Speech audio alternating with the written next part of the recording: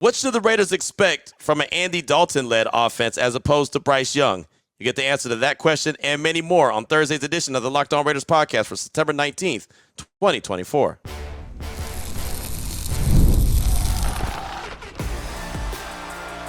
You are Locked On Raiders, your daily Las Vegas Raiders podcast. Part of the Locked On Podcast Network, your team every day. And welcome in, Raider Nation, to another edition of the Locked On Raiders podcast. Thank you so much for making the show your first listen of the day. Make sure you subscribe or follow for free on YouTube or wherever you get your podcast to get the latest edition of the show as soon as it becomes available. And as always, if you're checking us out on YouTube, you know we appreciate that. The show grows each and every day, and that's because of the support of Raider Nation and because of the support of my guy, Ari, who does a fantastic job behind the scenes, making sure we're looking good and sounding good, getting us up on YouTube each and every day. So we appreciate him. We shout him out. He's on Twitter, at Ari Produces. I'm on Twitter as well, at your boy Q254. And we got the Locked On Raider podcast voicemail line at 707-654-4693. If you ever want to be a part of the show, that's how you reach us. No calls or texts coming up in segment number 3 of today's show because it is Thursday, which is Crossover Thursday. And maybe you haven't experienced a Crossover Thursday. Maybe you don't normally tune in on Thursdays, and that's okay. We're glad that you joined us on today's show. But what Crossover Thursday is when you're looking at the schedule and you see the next team up for the Raiders, which is the Carolina Panthers this week, that's when the host of that Locked On show will join, and we'll talk about the biggest storylines offensively. We'll talk about the biggest stories defensively, and 3 things that each team needs to do to pick up the victory. So Julian Council, he is the host of Locked On Panthers. Myself and him, we compare and contrast teams. We talk about the offense, defense, and keys to victory. We do that coming up in today's show, segment number 1, 2, and 3. We'll get back to your calls and texts on Friday's show as we do keys to victory and news and notes as well. Close out the week really strong. So we'll jump right into the crossover edition, part 1, as soon as I tell you about the title sponsor of the show, which is PrizePicks. Go to prizepicks.com/LockedOnNFL. Use code all lowercase LockedOnNFL to win $50 instantly when you play $5. And before we jump into part 1 of the crossover edition, Julian Council and myself talking all things Panthers and their offensive storylines and defensive storylines, I do want to shout out my son Kimani. Would have been his 25th birthday today. He was born on September 19th, 1999. All 9s. I love it. 9/19/99. But unfortunately, he passed away on January 22nd, 2020. So anyone who's a new booty to the show, maybe just tuned in for the first time this season, this off season, and you haven't, experienced a Kimani's birthday, which again is September 19th today, then you don't understand that today is Kimani's day. And it is also the game coming up following his birthday, or sometimes it falls on his birthday. I always coin as hashtag Kimani's game. So again, unfortunately passed away in January 22nd of 2020. To a car accident, and it's not something that I'm afraid to talk about. It's not something I shy away from talking about. I think talking about him and talking about everything that happened in his life and legacy is really honoring him, and I do the best that I can to do that each and every year. Always talk about him on his birthday, and also talk about him on the day of his passing. I don't like to call it anniversary because I feel like anniversaries are happy days, and clearly that's not a happy day. But this game coming up on Sunday, Carolina Panthers season home opener, is what I like to call hashtag Kimani's game. So the Raiders, you got a lot of work to do, man. There's been a couple Kimani games that you dropped and lost, and you shouldn't do that. I remember the Arizona Cardinals game a couple seasons ago where it was their season home opener and they were up like 20-0 at halftime, found a way to lose. That was also Kimani's game, and I thought, man, he's going to get the victory. It's going to be great. And they didn't do it. But hopefully it'll be a lot better results of this week, this Sunday, versus the Carolina Panthers. And, of course, I'll tell you more about Kimani tomorrow. I don't think that it's ever happened where his birthday landed on a crossover Thursday. I really don't think that's ever been the case. So I really don't get to go into great detail because we got a lot to get to on today's show. But I'll make sure to spend some time with Kimani and Kimani's game and what it means and all of that deep dive on tomorrow's show as well. But let's go ahead and jump into it. Part 1 of the crossover edition, Julian Council and myself. And since the Panthers are the away team, we always want to talk about the away team first. So here in segment number 1, we're going to talk about the biggest storylines for the away team offensively and also defensively. I'm sure you can imagine offensively, it's a lot of conversation about Bryce Young. Let's go ahead and jump into part 1 of the crossover edition here on the Locked On Raiders podcast. I'm excited for this one, Q. How you doing, man? Man, fantastic. Can't wait to see what this one looks like. It's the Raiders season home opener at Allegiant Stadium, welcoming in the Carolina Panthers. And clearly with the team, the Panthers, there's a lot of change that's happened since week 2, since their lost week 2. So I'm sure that's been very busy in your world. Yes, very busy. And thinking about the biggest story about the Panthers, the away team in this matchup. It clearly is the Panthers' decision on Monday to bench Bryce Young, their first overall pick from just a year ago, making 18 starts. They've said right now, for the time being, they're done with Bryce. And that certainly surprised me, Q. I don't know what you thought from an outsider's perspective, but after Dave Canales came out and said that Bryce Young, not once but twice, was our quarterback after the game on Sunday, I was surprised to find out the next day that he decided, after watching the film, that he had seen enough of the Panthers after only 2 weeks, after buying Frank Reich 11 games in the last season, getting rid of general manager Scott Fitter, hiring Dan Morgan from down the hallway to be the GM, getting Canales, who did a great job with Baker Mayfield, and also Geno Smith the last 2 years in Tampa and Seattle, respectively. The moves on the offensive line, out wide at receiver. I was just surprised that after 2 games, and this is an organization that put Bryce Young in a position to fail last year, and it's likely their fault that he even looked as discombobulated the first 2 weeks as he did. I'm just surprised that their own failure by putting him in a bad situation last year, that 2 weeks into the reclamation project, they've said, nah, we're good. He's not our guy. Bring in Andy Dalton. What do you think about that from this outsider perspective? I know you're on ESPN radio nationally, so y'all been talking about this. What are your thoughts on what's going on here in Carolina? For everything that you just said is why I was surprised as well. I was a big Bryce Young fan coming out of Alabama. I thought he was a hell of a quarterback, and I don't care what anyone says now, 99% of people knew that he was the number 1 overall pick. I know it's easy to say, oh, C.J. Stroud was the guy now because he was successful, but Bryce Young was the dude. There was no doubt about it. And because Dave Canales had the, experience and the good fortunes of being able to help coach up, Baker Mayfield and Geno Smith, I thought, okay, he's going to be the guy put in place to help Bryce Young really come along. And so after 2 games, I was shocked. They went out and got an offensive line. They went out and spent money on the offensive line. So I thought, okay, it's going to come together. They've gotten weapons. It's going to come together. And then after 2 games, just to go ahead and say no, I thought, wow, either Bryce Young is really, really bad or that locker room was really going to go south quick. And he wanted to make sure that didn't happen. So very shocked. And I'll tell you what, I'm not going to lie. I got my eye on what happens the future of Bryce Young, because depending on what happens in Carolina, if it becomes a Trey Lance situation where they decide to move on from him and they move on from him at a price that's cheap, I wouldn't have no problem if the Raiders reached out and got him to see what he's got left. I would have no problem with that. He's a young dude, as you know. Yeah, and speaking of guys like Trey Lance, and you look at Zach Wilson as well, those guys went for day 3 picks, and they're currently QB3 at their current spots. And hopefully for Bryce, he can get another opportunity in Carolina. I personally think you don't make this move unless you're completely done with him. David Tepper, the owner, who has been very hands-on here in Carolina, he had to have had some say when it comes to this decision, as he's said in the past. And every major decision made in Carolina, they have to pass it through with him. And he's the one who wanted Bryce Young.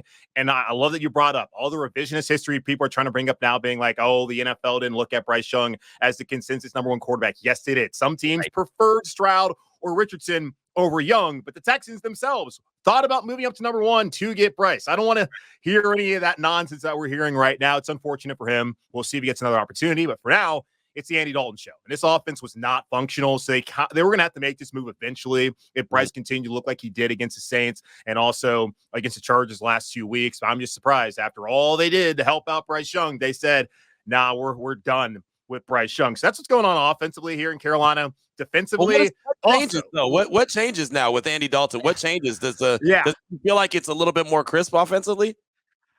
It has to be. I looked at him the last 2 weeks, man. And I was there at training camp, and that's what's probably the most surprising to me is just how bad he looked in the games during training camp. While camp, I don't take too much out of it. I'm honestly looking at where guys are on the depth chart and just kind of formation. I'm not super concerned about, how good the offense or defense look against each other.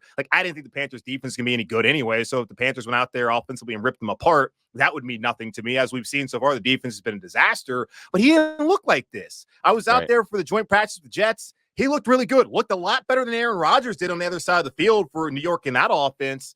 So I don't know. He was not comfortable in the pocket. And the Panthers, looking at Pro Football Focus, are 5th in their pass blocking stat. So the offensively, as far as pass blocking, that's not been an issue. They were able to run the ball last week, even though they haven't been as dedicated as I think they should have been, at least last week in that loss against the Chargers. So I suppose they should have a quarterback in Andy Dalton who trusts the pocket more, who's able to be accurate, on time, deliver the football. That's what changes. And maybe we see some shot plays. That was a big conversation on Wednesday. whether we would see them trying to throw the ball more downfield. Did not do that week one. Really didn't do it last week. There was a lot of checkdowns. I'm wondering, was that the design or was that the quarterback? So possibly that's what changes. Dalton had to step in last year on the road against Seattle, threw for 350 yards, and that was the highest total passing yards Panthers had last year. Maybe that's what happens on Sunday. I don't know. But I think the offense should be more functional. I'm not expecting it to all of a sudden become some juggernaut because they put Andy Dalton in there. So we'll see. But I am still concerned. I'll say that. I understand. Hey, look, I mean, Andy Dalton, if there's something to hold on to, I mean, he is 4-0 against the Raiders, so there's always that. So I'm sure that's someone asked him about that on Wednesday, and he's like, yeah, it's a lot of different coaching staff, different players. He didn't want to make too much of it, but I'll take it. Like Derek Carr, who used to be the Raiders quarterback, he's also undefeated against the Panthers, and he's seen different Panther teams. So maybe there's something to that. But defensively, it's also a train wreck here in Carolina. I did not expect this defense that lost Brian Burns, lost Frankie Louvu, traded away Dante Jackson, watched Jeremy, who they didn't use in the scheme last year over Jero Rivera coming over from Denver. I did not expect this to be a top-ranked defense. I expected to struggle. I thought they're going to be better against the run, though, and they have been an absolute disaster, giving up on average 200 yards per game so far. The Chargers, Jim Harbaugh, they want to run the football. That was no surprise. The Saints, obviously they can do it. No one thought the Saints offensively were going to be the juggernaut they've turned out to be these first 2 weeks. Going to Dallas, put it on them, doing it to Carolina in week one. The defense has been a disaster. Derek Brown, he's out for the season, and they are really struggling on the defensive line, where Shai Tuttle, who's just been a terrible signing, or was he still in Carolina is because the contract that Scott Bitter and Samir Suleiman, who handled the cap for them, they couldn't really get out of it as far as the dead cap money and what they would have lost salary cap-wise. He's injured. That does not put them in a great situation. So I'm curious because the Raiders have not run the ball at all so far this season. And if they can run in Carolina, then yeah, I mean, they already have real problems, but they're going to have even more problems defensively if they can't stop Las Vegas from running the football on Sunday.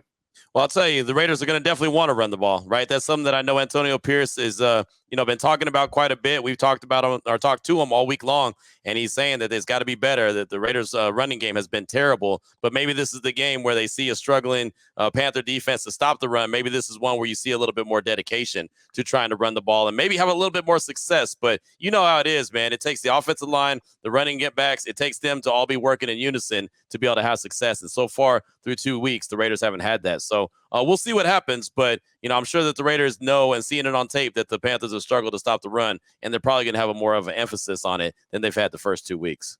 No, absolutely. And J.C. Horn, the Panthers corner, said last week in the locker room after the game, if you can't stop the run in the NFL, you can't stop anything. And that's been the case for them first 2 weeks. And I got to imagine Antonio Pierce, a defensive guy, you know how defensive coaches are. They want to run the ball. They want to help out their defense. They're going to be real reductive when it comes off into schemes nowadays. It's got to be killing him that they have not run the football. So they're probably salivating. The Carolina Panthers are coming to town. So that was part one of the conversation right there, talking all things Panthers, storylines there. Obviously, Bryce Young, Andy Dalton, and also talking about the defense. Defense, not very good. Right, and they've got a bunch of injuries. They do have J.C. Horn there at the cornerback position, who is a very good cornerback, but he's been injured most of his career. He's healthy now, but the defense doesn't sound like it's something that anyone's too excited about there with the Carolina Panthers. But that doesn't mean that the Raiders are just going to roll them. That means that the Raiders got to go in there and handle their business. We'll talk about storylines with the Raiders coming up in segment number 2. We'll give the offensive storylines, the defensive storylines. We'll do that all coming up in segment number 2 of today's Locked On Raiders podcast. Before we get to that, though, I do want to tell you about one of the great sponsors here on the show, which is Arena Club. For most of us that like collecting cards, the idea of spending $2,000 or more on a Luka Doncic rookie card or maybe a Patrick Mahomes rookie card isn't in the cards. I love collecting, but that's some serious coin to drop. Thanks to slab packs from arenaclub.com, now it's possible to score gem mints for a fraction of their retail price. Every card that I listed was hit from last week's Arena Club slab pack drop. Arena Club is the only repack that provides real value, a complete view of all possible cards, and clear hit rates for each one. Arena Club slab packs are revolutionizing the repack game with transparency. After your pulls are revealed, they'll immediately be placed in your showroom for safekeeping, selling, trading, or auction. The Arena Club grading process is accurate, fast, and transparent with a full grade rationale provided and explanation of how your card was scored. Whether you're buying, selling, trading, or displaying, Arena Club is the card collecting platform you have to check out. Right now, all you need to do, you can get 10% off your first slab pack or card purchase by going to arenaclub.com/lockedonnfl and use the promo code LockedOnNFL. It's all one word. That's arenaclub.com/lockedonnfl. Again, code LockedOnNFL, all one word, for 10% off your first purchase. All right, Raider Nation, here we go. Segment number 2 of today's Locked On Raiders podcast. Time to jump into part 2 of the crossover edition. Julian Council, host of Locked On Panthers, and myself, we talked all things Panthers, offense, and defense in segment number 1. So it's only right that I return the favor here in segment number 2, talk all things Raiders. So we're going to jump into it right now. Biggest storylines for the Raiders, offensively and defensively, in segment number 2 of today's Locked On Raiders podcast. All right, Q. So we talk about the Panthers, the disaster they are so far through 2 seasons. It's 2 weeks of the season. And God, I mean, last 2 seasons also been a disaster. 2 weeks, 2 weeks in. And we've already seen an Adam Thielen meltdown. We've already seen a quarterback change Derek Brown out for the rest of the season. The vibes are off, but the vibes, they feel pretty good over in Las Vegas. And we talk about the inability to run the football, but Gardner Minshew was out there slinging it offensively last week on the road against the Ravens. How are you feeling about this offense heading into this week 3 matchup? Well, it's funny that, Minshew was slinging it, but he was really slinging it in the fourth quarter, right? I mean, if you look back at this Raiders through 2 games, they've played 8 quarters, and really 6 of them have been pretty bad as far as offense goes, right? The offense has not really stepped up to the challenge through 6 quarters, and they played 2 really good quarters and 1 phenomenal quarter in the fourth quarter against Baltimore. But the Raiders are still trying to find themselves offensively, and they found a little something in the fourth quarter against the Ravens where Devontae's getting open. He caught the ball 9 times, got a touchdown pass. Rookie Brock Bowers had another 9 catches on top of the 6 he had week 1. I mean, so he's as advertised. Devontae's as advertised, as we all know that. But just getting the Raiders on track offensively has been a struggle, and it's been a struggle to watch, to be 100% honest. I mean, it's a work in progress as new offensive coordinator Luke Getsy is trying to install this West Coast offense, and Gardner Minshew, he's the leader of the team right now as a starting quarterback. And I'll say this, man, even going back to last week against Baltimore, it was 9-6 at halftime, and I was thinking, maybe they got to make a call to Aiden O'Connell and put him in. Maybe maybe Minshew's not going to get it done. And then, of course, he comes back and has a good second half and a really good fourth quarter, and it shut me up, which is fine. I'm good with that. But there's still so many questions. And, as I've talked with Raider Nation and, been listening to what they say and they reading texts that they have. And, there's still so many concerns about this offense. Can the run game get going? I mean, at some point, the run game has to go. You can't, you're going to run the ball 27 yards in a game and think you're going to win consistently. That's not going to happen. It worked last week, which was a hell of a win, but it's not going to happen consistently. So they've got to find a way to get Zamir White going, Alexander Madison going. I mean, somehow, some way, they've got to find a way to do it. And I know that's something that AP has been talking about all week. He called their running game and their effort piss poor last week. Those are his words, not mine. Right. So when the head coach is saying that that's what the run game looks like, and he's putting the pointing the finger at the offensive line, they're not doing their job. I will say this, though. Jackson Powers Johnson, their second-round pick out of Oregon, hasn't played yet. He hasn't done anything. He was, on the PUP list during training camp and never got any action in the preseason. He has been ramping up to make his NFL debut. It sounds like he's going to make his debut on Sunday. So he most likely will be in that left guard position, taking over for Cody Whitehair or Andrews Pete, who both actually saw action last week against Baltimore because neither one of the guys were holding it down like they should. So now you have Colton Miller. You'll probably have JPJ there as a starter, Andre James at the center spot, Dylan Parham back at the right guard spot, and then Thayer Munford at the right tackle. Now, they haven't played together, so they're going to take some time to gel, but that's the best version of this Raiders offensive line that you're going to get. So they look like they're going to have all the guys that they want to have out there. How quickly they can come together is going to be the biggest question. But I'll tell you, man, this Raiders offense is a big mystery. It's a big question mark. You just don't know who's going to show up week in and week out. And so far, it hasn't really been good through 2 games. Sounds like we could have a rock fight on Sunday. I know that first half, week 1 against the Chargers kind of was one until LA took over, started to run the ball down the Raiders' throat. I think J.K. Dobbins, 131 yards rushing in that second half. I'm interested because obviously offensive line, like that's a big piece to be able to run the football, but also like yards after contact. Like the back's got to break tackles and do something every once in a while. And Zamir White, kid who's actually from North Carolina, played at the University of Georgia, and Alexander Madison was number 2 there for a while behind Dalvin Cook with the Vikings. I'm just curious, like, is there any regret possibly? And I get new regime here in Las Vegas. Any regret through the first 2 weeks of not still having Josh Jacobs as the lead back there in Las Vegas? I mean, for me, yeah.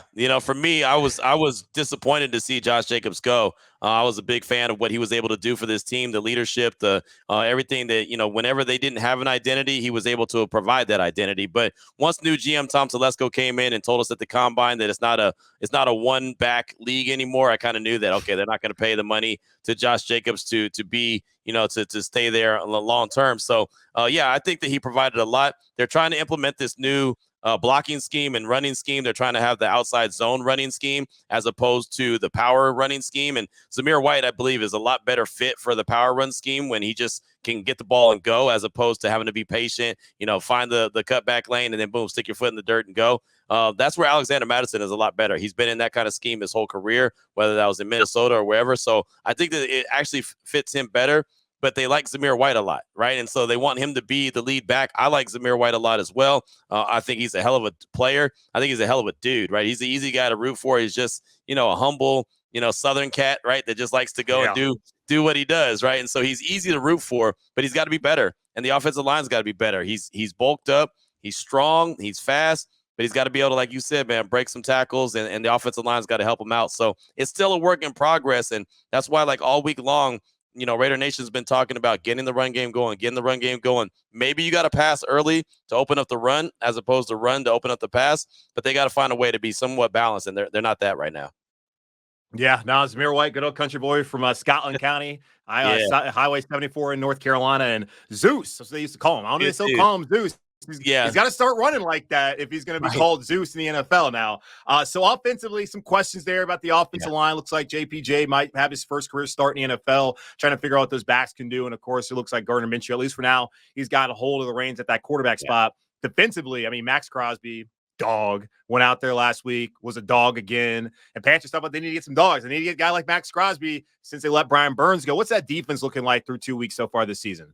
Phenomenal. It really is. I mean, that's where the Raiders are going to hang their hat. That's where Antonio Pierce wants to hang his hat. That's what gives me all the confidence in the world in the Raiders, is the fact that they have that defense led by Patrick Graham for now the third year in a row. Antonio Pierce knows how to push every button and get everything he needs to. Max Crosby, he's the guy that everyone talks about. Christian Wilkins, they picked up in the offseason from Miami in free agency. That was a big-time pickup. Robert Spillane's not necessarily a household name at the linebacker position. He's playing some really good ball. Jack Jones, their corner, he's a guy that he looks to create turnovers all the time. Jacorian Bennett, second-year guy out of Maryland, he's playing well. Nate Hobbs in the slot. Like the defense, we can talk all day about, right? The defense, I think, is going to be one of the best defenses in the league. I really feel very confident in them. And it's funny, even week one against the Chargers, I know that it looks bad now after you go back and look. It's all right, 22-10.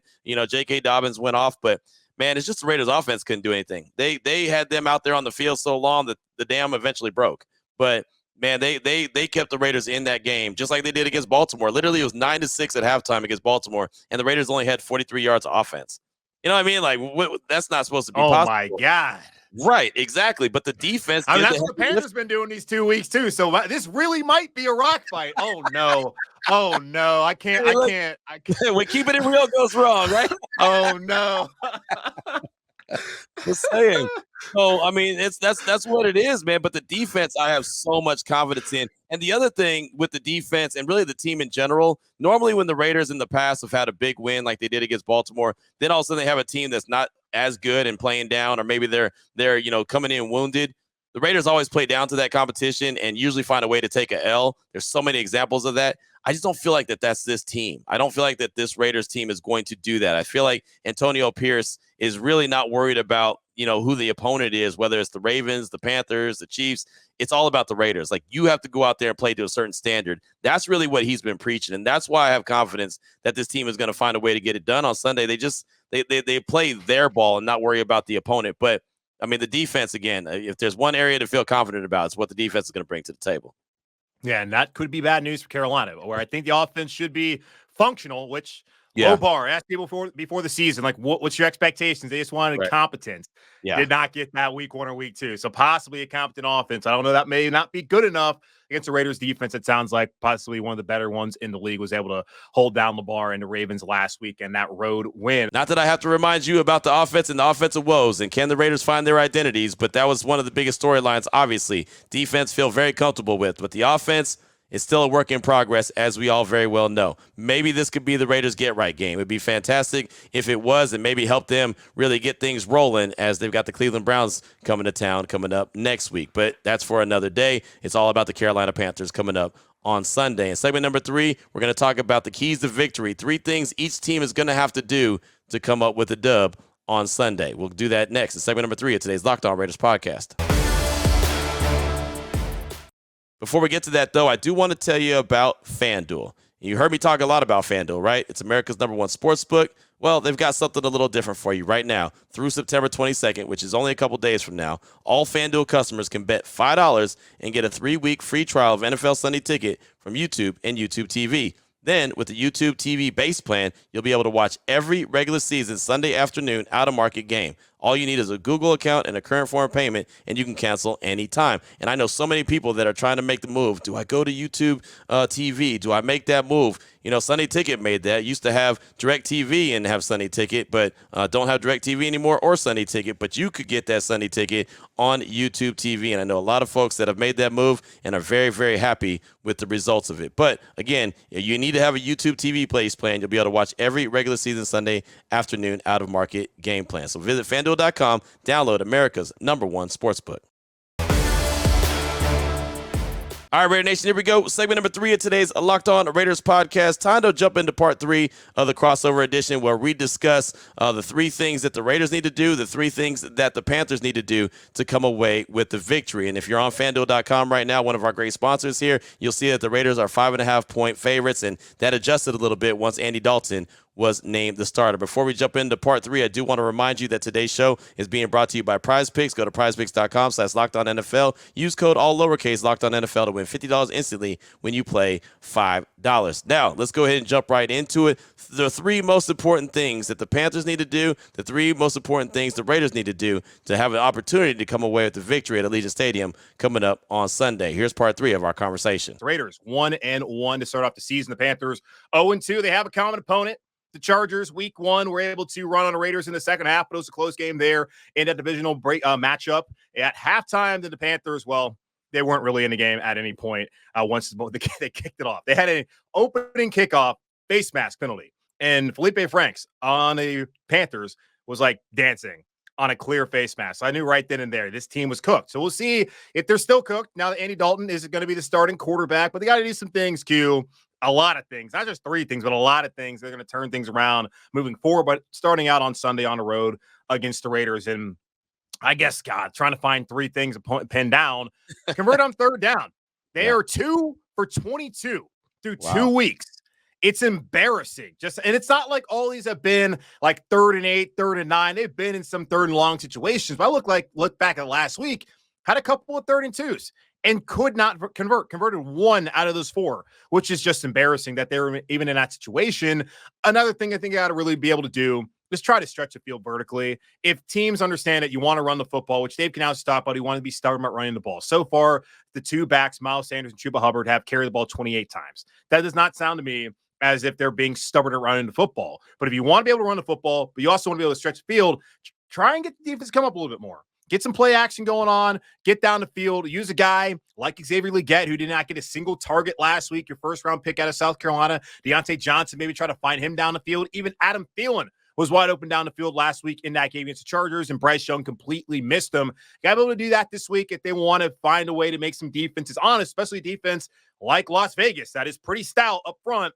You can't be trying to just run the ball on them all day. Got to be able to throw the ball vertically. And then defensively, I mean, guys, this is one of the worst run teams in the NFL through 2 weeks. Mm-hmm. You can't be their get-right game. So, for the love of God, show some pride, toughen up, stop somebody. Derek Brown, he's not coming back. Shy Tuttle, even if he's out there, he's a liability. You need guys like Jaden Peavy to step up. LeBron Ray's got to step up. Some young guys, Nick Thurman as well. A'Shawn Robinson's been fine so far this season, but he's also been a part of 2 really bad rushing defensive performances so far this season. So, got to find a way to stop the run. If you can't stop the run, like J.C. Hornstead, you can't stop anything in this league. There's no doubt. There's no doubt about it. And, the Raiders definitely don't want the Panthers to be able to use the Raiders as their get-right game either. Right? I mean, No. the funny thing is, like, people are talking about the Raiders now because they beat Baltimore because nobody expected them to beat Baltimore. And so now one of the conversations is like, okay, well, now you don't want to be the team that most people don't believe the Panthers are going to win. And then all of a sudden they go in and be that. AP said it on Wednesday. He said, we don't want to be on the wrong end of that conversation this upcoming week, right? We want to make sure that we're focused. And, he said, how do we play after having success? How do we come back after having success? Do you, like I mentioned earlier, do you play at your level of your expectations, or do you play down to your competition? Do you ride a roller coaster? And he said, we don't want anything to do with the roller coaster. So, yeah, it's going to be interesting, especially offensively. I'm interested to see how the Panthers attack the Raiders, and especially with Andy Dalton, who's a wily veteran, and he's not obviously going to be able to see the field better than Bryce Young, and, just understand what he's seen and be able to, just to execute it a lot quicker. The processing should be quicker with Andy Dalton, a long-time vet. When you look at the Raiders, man, just one of the things that they have to do in this game, and I've said it for the first 2 weeks, and they haven't done it. You mentioned it. They've got to run the ball. They have to run the ball, man. They've got to run the ball.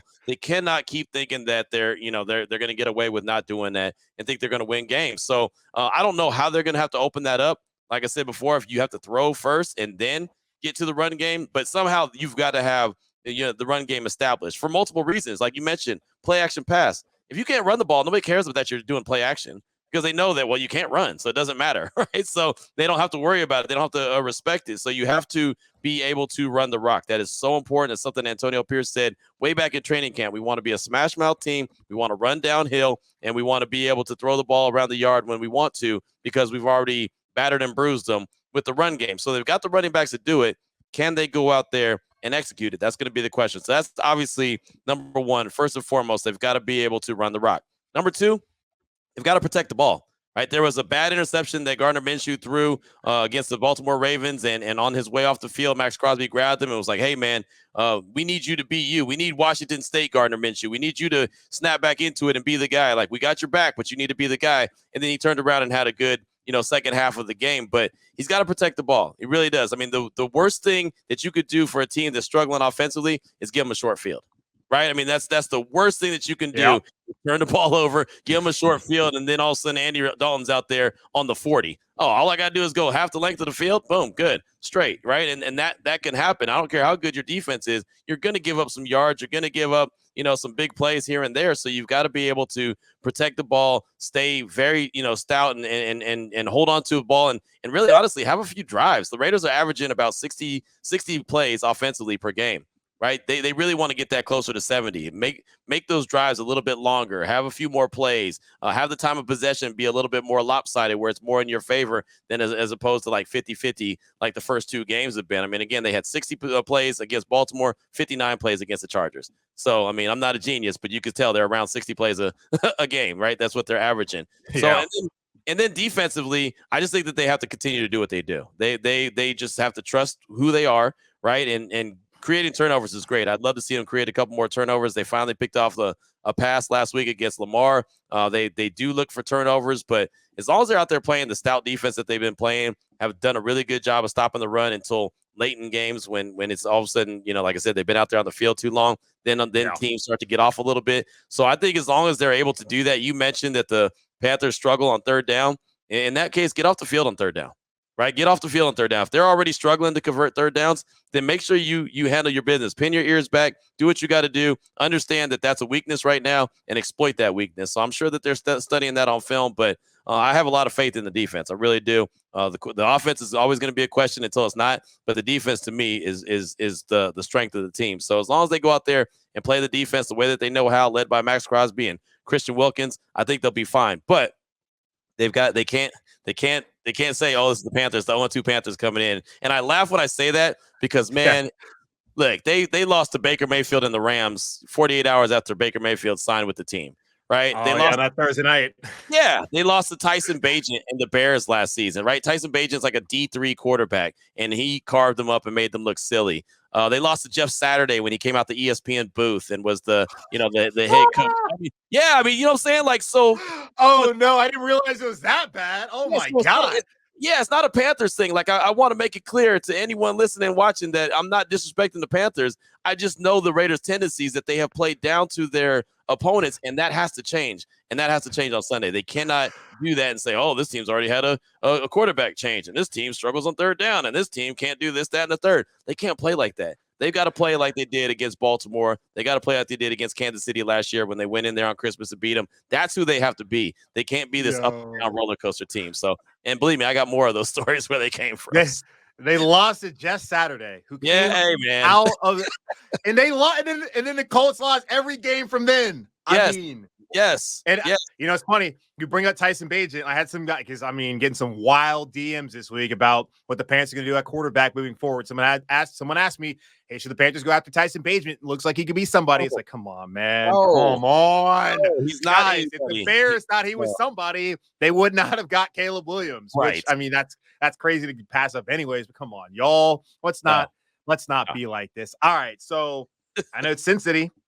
You got to wait to go out there and bet on it. FanDuel, that's our partners over there. 5.5 is what they have right now. Raiders 5.5 point favorite. Panthers, of course, 5.5 point underdog. If you look at the last couple of weeks, the line's been pretty similar. So to you Raider fans out there, maybe you want to get that alt line because I don't think you make that much money with that minus 5.5. If you go out there and do maybe minus 19.5, might be able to make some coin. And there's a couple of sports books out there too, Panther fans, that y'all might want to go hit up too. Of course, use FanDuel, but if you want to make money everywhere, I'm just letting you know. Just trying to help you. Just trying to help you fund your trip, just in case things go awry for a third Sunday in a row. So yeah, man, we'll see. I'm a little concerned. I've gotten used to watching bad football, mainly just from like the home team, the Panthers.